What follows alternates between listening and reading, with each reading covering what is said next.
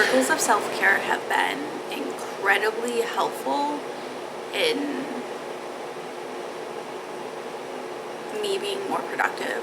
I've in fact been so productive today that by 2 o'clock I was wiped out, and then I napped until 5. So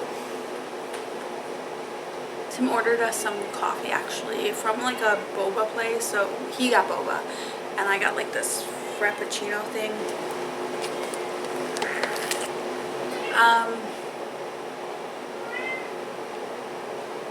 And I think we're gonna go on a walk.